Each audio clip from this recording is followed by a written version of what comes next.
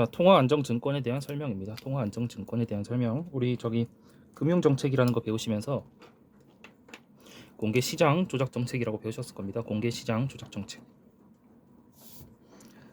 공개시장 조작정책이라는 게 뭐냐면 중앙은행이 있습니다.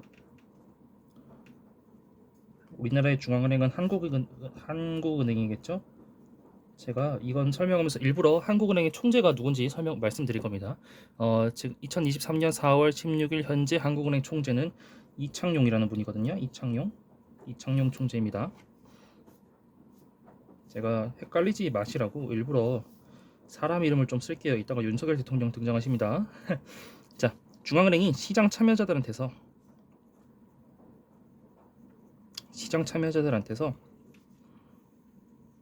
예컨대 지금 통화를 빨아들이는 경우로 할게요. 설명을 긴축적인 금융정책을 하는 경우로 설명드립니다. 자, 우리 긴축적 금융정책 가지고 설명하는 겁니다. 자, 시장 참여자들한테서 야, 우리가 너네한테 뭐 팔 테니까 너네 돈 좀 줘라. 현금.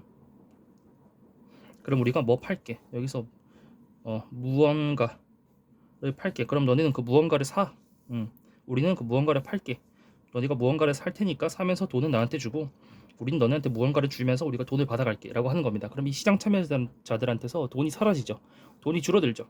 한국은행 안에 돈이 묶이는 겁니다. 이 돈들이 한국은행으로 들어가서 돈이 묶이는 거고, 시장 참여자들은 돈을 주었기 때문에 시장 참여자들 돈이 없으니까 시중의 통화량이 줄어드는 거죠. 이 시장 참여자들이 시중에 가서 돈을 쓰는 사람들인데 이 사람들한테서 돈을 받아왔기 때문에 시중의 통화량이 줄어드는 겁니다. 자, 그런데 여기서 이 무언가를 국공채라고 설명이 되어 있어요. 국공채가 뭐냐면 채권의 종류인데요. 채권이라는 건 여기서 밑에서 채권 설명을 하겠습니다. 채권을 여기서 적지 말자.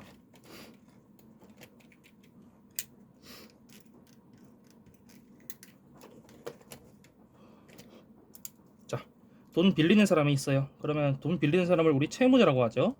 그리고 돈 빌려주는 사람이 채권자입니다.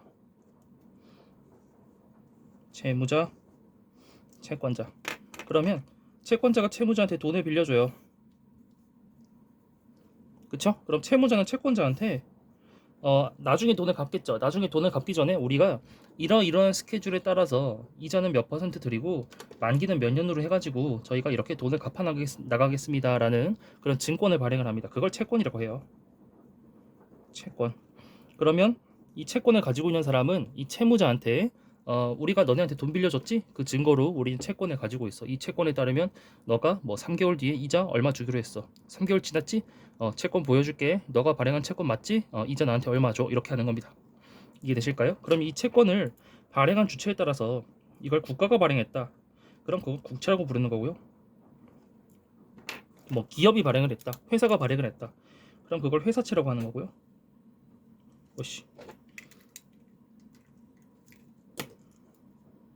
회사가 발행을 했다. 그럼 회사채라고 하는 거고요.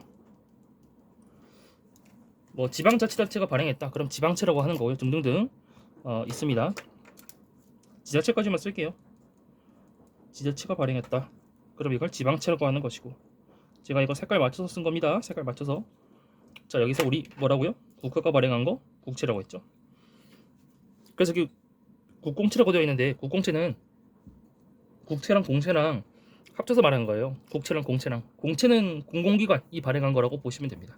그래서 국공채는 뭐라고요? 국가나 공공기관이 돈 주고 발행한 채권이라는 겁니다. 그럼 이 채권은 이 최초의 채권자가 계속 가지고 있을 필요도 없어요. 이 채권자가 뭐 제3자한테 팔 수도 있습니다. 제3자한테. 그러면 채권자가 이 채권을 다시 넘기고 그 대가로 돈을 또 받겠죠. 그쵸? 그럼 나중에 이 채권은 이제 이 제3자가 가지고 있으니까 제3자가 채무자한테 가서 야, 네가 발행했던 채권 A랑 B라고 하겠습니다. 사람 이름을 A랑 B. 너 옛날에 A한테 돈 빌리고 나서 채권 발행했지. 그 채권을 내가 돈 주고 샀어. 나 B라는 사람인데 그 채권 돈 주고 샀어. 그러니까 너 이자 앞으로 나한테 주면 돼라고 하면서 이 채권을 얘한테 보여주면 얘가 맞네? 내가 발행한 채권을 네가 가지고 있네. 그럼 이번 이자는 너한테 줄게 라고 하는 겁니다. 이해되시죠? 자, 그래서 국공채라는 건 국공채라는 건 이 시장 참여자들이 그 국가가 발행한 이런 국채를 가지고 있다가 저기 뭐 계속 보유할 수도 있고 교환할 수도 있고 다른 사람한테 파는 거죠. 파거나 팔거나 뭐 사거나 하는 거죠. 그러는 겁니다. 그리고 대부분 이 시장 참여자들은 사실 금융기관들입니다. 금융기관들. 그러니까 국가가 이렇게 채권을 발행한다는 건 국가가 돈이 모자라니까 돈을 빌린다는 뜻 아니겠습니까? 근데 국가가 돈을 빌릴 때 제가 여기서 대통령 이름 등장한다고 했죠. 이제는 우리가 이 채무자가 국가라고 하는 겁니다. 국가 윤석열 대통령이에요. 윤석열 대통령이 하면서 성대모사 하려고 했는데 실패한 겁니다. 윤석열 대통령이 그 돈이 좀 모자라니까 그 돈 좀 빌립시다 해가지고 돈을 빌릴 때 돈 빌릴 때 당연히 화끈하게 몇 조씩 빌리지 않겠습니까? 그렇죠? 몇 조씩 빌리려고 하는데 우리 같은 사람들이 저 지금 통장에 한 100만 원 있는데 100만 원 빌려 드릴까요, 대통령님? 이러면 대통령이 뭐야, 이러겠죠. 그래서 이 국채를 사가는 사람들, 그러니까 국채에 투자하는 사람들은 대부분 금융기관들이라고요. 오케이?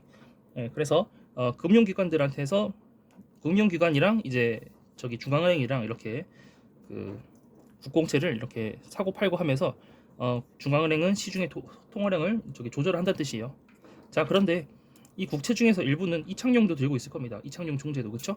그러면 이창용 총재가 가지고 있던 국채를 시장 참여자들한테 주면서 돈을 회수하는 거죠. 그럼 시장 참여자들은 이제 국공채를 가지고 있죠.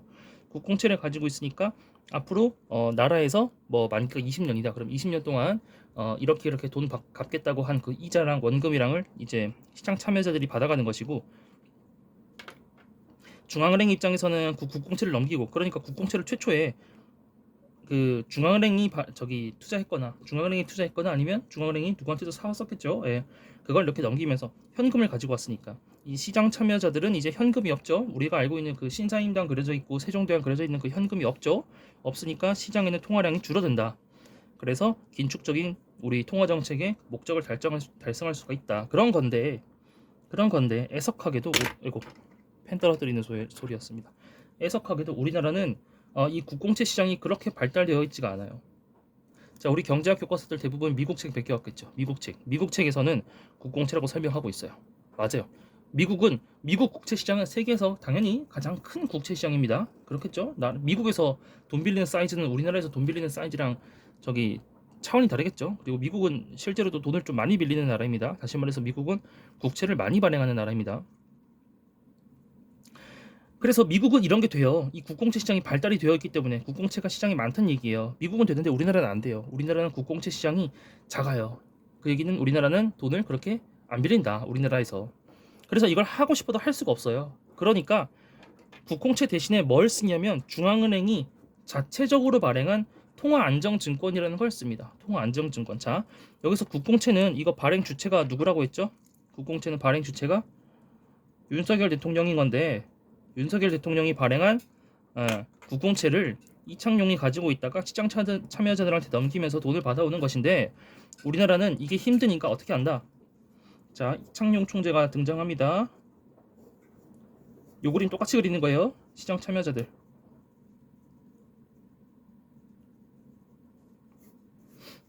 자, 이창용 총재가 무언가를 팔면서 돈을 회수하고 싶어요. 돈을 회수한다는 건 이 사람들한테 팔면서 넘기면서 돈으로 받아온다는 얘기죠.